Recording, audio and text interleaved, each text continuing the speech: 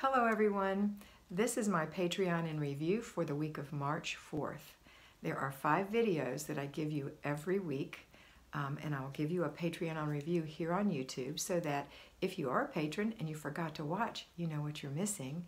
And if you haven't become a patron, you can see if these are some things that might help you in your walk. And I am excited to tell you for March 4th, we had food and children. That was a suggestion from Tracy Allen. We had Free the Free Day. We had Inspect What You Expect, one of our nuggets. We had Inch by Inch, one of our nuggets.